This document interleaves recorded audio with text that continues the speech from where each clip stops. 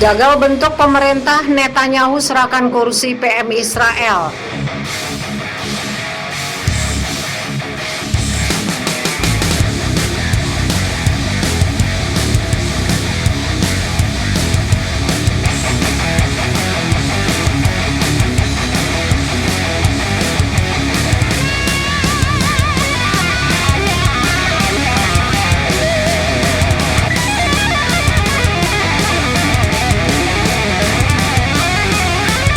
Perdana Menteri Benjamin Netanyahu mengembalikan mandat kepada Presiden Reuven Rivlin usai gagal membentuk pemerintah koalisi hingga tenggat pada Rabu 5 Mei tengah malam. Dengan kondisi ini, Netanyahu memberikan kompetitornya kesempatan untuk mengambil alih kekuasaan.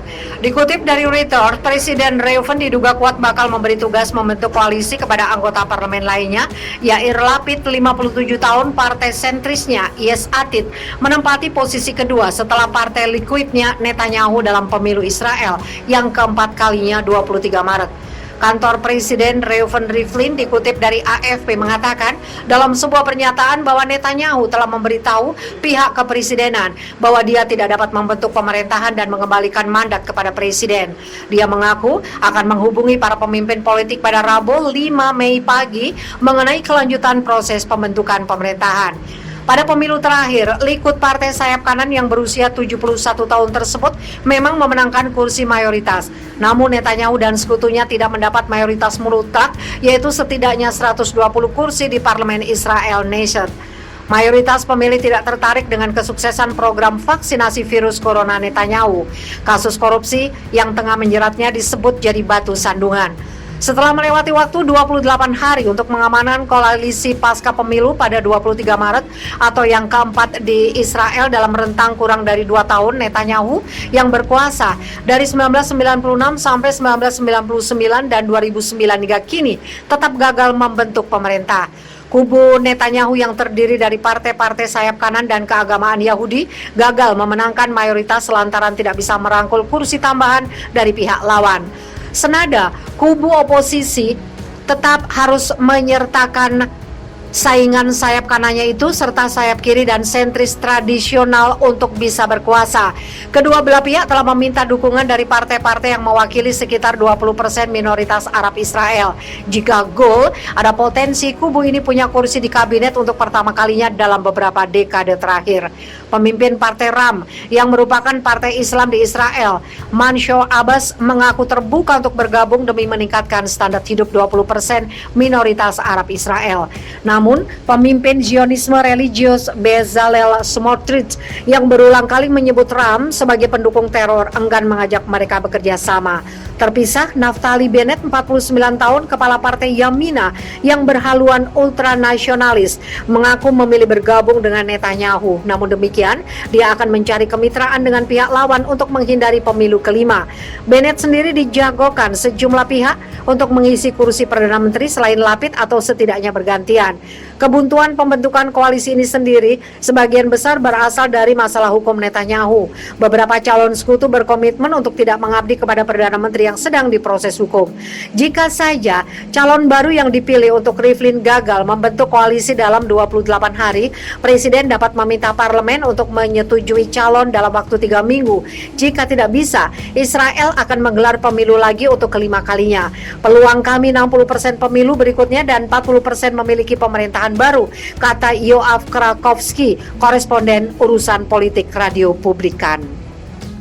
Kunjungi lokasi insiden festival La Baumer, PM Israel justru diteriaki dan dilempari botol. Insiden mematikan di festival keagamaan Yahudi di kota Gunung Meron, Israel, seolah menjadi tragedi kelam dan menyedihkan. Pasalnya atas insiden ini sekitar 45 orang meninggal dunia dan 150 lainnya luka-luka. Perdana Menteri Israel Benjamin Netanyahu ikut berduka atas insiden mengerikan ini. Ia lantas pergi mengunjungi lokasi insiden festival keagamaan Yahudi di Gunung Meron. Namun reaksi pengunjuk rasa yang berduka atas kejadian ini tidak terduga. Dikabarkan Benjamin Netanyahu dilempari botol kosong dan diteriaki sesuatu bernada penghinaan. Labaumer merupakan festival agama Yahudi yang diperingati pada 29 sampai 30 April pada tahun 2021. Acara yang dihadiri oleh puluhan ribu orang itu menewaskan 45 orang setelah terjadi insiden ketika sebagian peserta acara mengalami sesak nafas dan terinjak-injak. Saksi mata mengatakan kekacauan yang menyebabkan tragedi itu terjadi ketika penyelenggara acara hendak membubarkan peserta. Tidak ada seorang pun yang mengira hal itu akan terjadi. Perayaan berubah menjadi petaka, cahaya berubah menjadi kegelapan, tutur Yitzhak, salah satu peserta acara.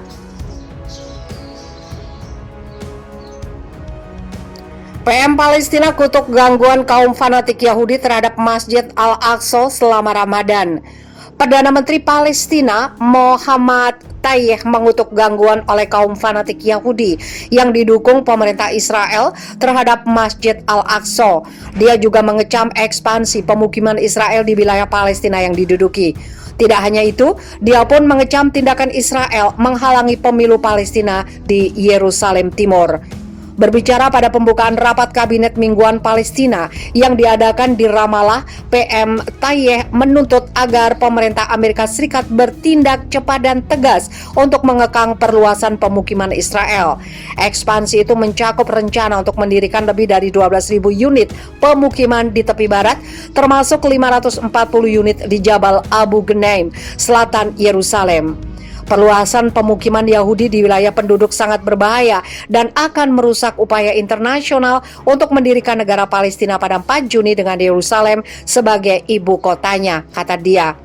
Tayyeh menuturkan perluasan pemukiman dan pembatasan di Knesset, Parlemen Israel terkait RUU untuk melegitimasi pos-pos pemukiman bertentangan dengan resolusi Dewan Keamanan PBB tentang aktivitas pemukiman yang paling utama adalah 2334. Tayyeh juga mengutuk pelanggaran Israel yang sedang berlangsung terhadap Masjid Al-Aqsa sebagai tempat suci dengan serangan oleh polisi terhadap jemaat di Yerusalem setiap hari selama bulan suci Ramadan. Dia mencatat gangguan dan serangan adalah bagian dari rencana yang lebih besar yang bertujuan untuk membagi tempat suci umat Islam. Perdana Menteri pun bersumpah untuk terus menentang rencana Israel tersebut. Dia juga mengutuk penangkapan sejumlah kandidat untuk pemilihan legislatif Palestina oleh polisi Israel di Yerusalem yang diduduki dan melarang konferensi pers untuk para kandidat yang berpartisipasi dalam pemilihan legislatif yang dijadwalkan pada 22 Mei. Dia mengatakan pemerintah hanya akan terus bekerja dengan pihak-pihak internasional untuk membuat Israel menghilangkan rintangan yang ditujukan kepada pemilihan umum di Yerusalem.